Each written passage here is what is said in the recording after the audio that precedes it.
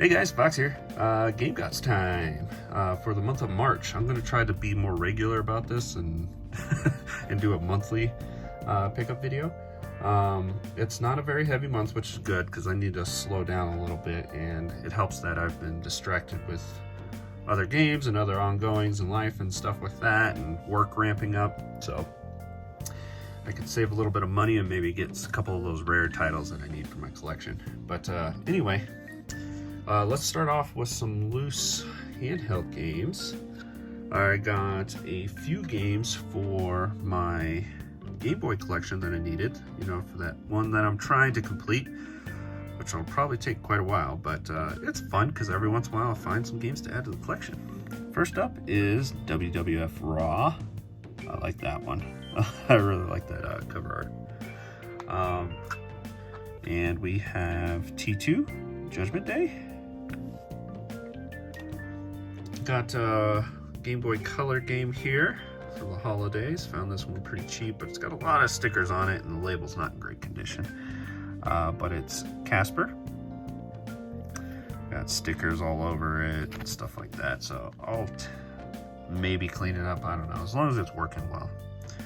One Game Gear game. This one's in really good condition, and that's Chuck Rock. A few boxed Game Boy stuff, and I got one for regular Game Boy Color, and Game Boy Advance. So exciting, always happy to find boxed stuff. And this one was really cheap. I almost got it practically free for picking up the other two titles because they were fairly pricey. And that is Tetris 2. Believe it or not, I have not played a copy of Tetris 2. I own 3 or 4 different versions of Tetris 2 and have yet to play it. I just need to give it a shot, especially with the analog I got going on, so why not? Here's one that I was excited to find, and the box is in pretty good condition, except for a couple minor spots on it. And I got it complete with the manual and everything, and that's Pokemon Pinball for the Game Boy Color. I remember this one. I actually liked this and played it a lot. This and Kirby's Pinball. Very simplistic Game Boy pinball games, but always still had a lot of fun with them. And this one has the I believe it's the Rumble cartridge. Yep. So it's the bigger cartridge that you can stick a battery in. And here's a big one. The box is in very poor condition, but nonetheless, it is in the box, and it has the manual, but it's missing the inserts and the map. And that is Golden Sun: The Lost Age. So finally added this one. I have the first Golden Sun, which I know these are pretty much part 1 and part 2 of the same game, and that one's in fantastic condition, but this one is in rough condition. I talked them down in price because it's not technically complete, especially not having the map. The ads are, that's fine if you're missing those. Yeah, this box is pretty poor, but it's intact and it's there. And this is one I have yet to play, actually, so I may do another dive into playing the first 2 Golden Suns. We have one DS game. One I'm surprised I didn't have in my collection, but I do now, and my son is very interested in trying it. And that's Sonic Chronicles: The Dark Brotherhood. This is the RPG Sonic game. Always had an interest in it and want to give it a shot, and probably will. If my son doesn't get to it first. What's funny is this is a BioWare game. But yeah, this one's complete as well. So there we have it. A few 3DS games. This is interesting. I kind of completed a sub-collection, a very small one and not a hard one to complete. And that is for the new Nintendo 3DS games. And the last one I needed was Runbow Pocket. So the other ones include, I believe it's Fire Emblem Heroes, Xenoblade 3D, and now I can't remember the fourth one. Either way, I'll probably pop it on the screen here, so I'm not looking like an idiot. But anyway, yeah, so it completed this sub collection, and the value of 3DS games is going up. I tell you what, because you used to be able to find this one like in bargain bins, cheap, you know, maybe 10 bucks. This one's shooting up north past 40, almost 50 bucks. So, but luckily I found this one sealed at Amazon for its MSRP of 40. So happy to have that and that little sub collection completed. I picked up another couple of Nintendo license, you know, officially licensed games here, or Nintendo first party stuff, because seeing the trends of the 3DS right now that the you know, the eShop's going away and stuff like that, I wanted to pick up a few of the titles I don't have in my collection, but may want to visit, or my wife might want to try, or my son, stuff like that. So first I got a nice cheap copy of Animal Crossing Happy Home Designer. It is not complete because I think I am missing the amiibo card, but I may have one that I found loose sometime when I was, you know, manual diving in bins. I'll have to double check my stuff to see if I do have the amiibo card sealed to put away. I might, but it has everything else. You can probably hear my dog in the background. If you do, I apologize. The next game is Pokemon Rumble Blast. I have not played this, but I found it pretty cheap, and Pokemon games are really getting a little crazy. So I have yet to play this. Not sure what's going on.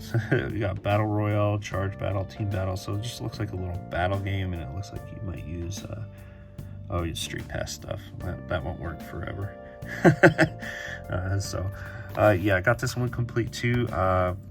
For actually both of these I found on eBay and got them for I think 12 bucks a piece, so I'm pretty happy that's under the going rate. If you look hard enough and find some people that are willing to, you know, get some make an offer deals, you can still find some good deals on eBay. All right, more stuff for the Switch. Always getting stuff for the Switch. I got this one as a very late Christmas gift because it was on one of my wish lists, but happy to add it to the collection. And that's Ni no Kuni: Wrath of the White Witch. Already played this way back on the PS3. Enjoyed it. It wasn't the best game, but it was still fun. I really love the art. I love the Studio Ghibli art, but it's still a good play.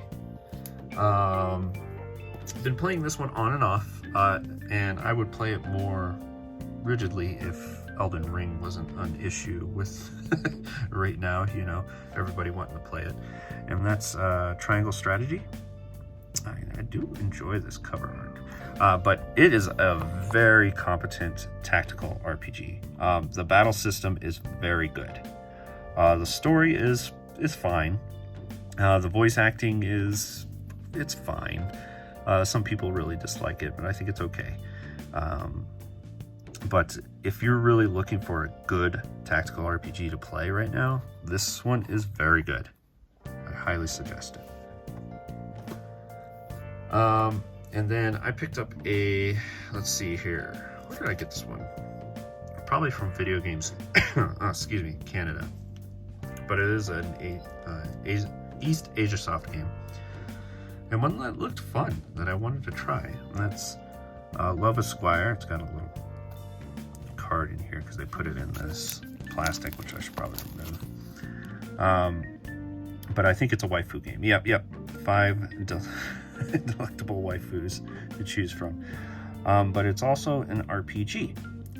So this would be fun. Just a lighthearted, no nonsense, easy to play little RPG with, I guess, some dating sim elements in it. I ordered this because it looked interesting and I wasn't sure, so I checked reviews online and it's very well received. So it's not just for, you know, the waifu, you know, that kind of It's not just a cash grab for pretty anime girls, you know what I'm saying? So, looking forward to trying this. I might play this sooner than later. And last Switch game I picked up was, of course, Kirby and the Forgotten Land. This one looks really fun, and I've heard some good things about it. My son might get to playing this before I do, but I definitely want to pop it in the Switch and at least play through a good chunk of it this year, which I probably will. This might be one of those games I take with me when I go on a couple. I have a few trips planned this year, so when I go on a trip, this is probably something I can play and finish on a trip. I picked up a Steelbook case because who was doing a Steelbook review? Somebody was. It might have been BG Mashup. I hope that was correct. But he was going over his Steelbooks that he has. And he has one that I saw, and I was like, yeah, damn, I should have that one because I love the art on it. And that's for Bloodstain, Ritual of the Night. I really do enjoy this artwork here. I think it's beautiful.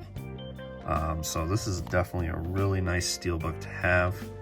And I have a nice Steelbook display that I put up in my hallway. So I think it'll look fantastic up there along with the other good Steelbooks. So yeah, I just picked it up. It doesn't have the game or anything like that. Oh, it's got some nice art on the inside too. But I just wanted the Steelbook because I already have the game.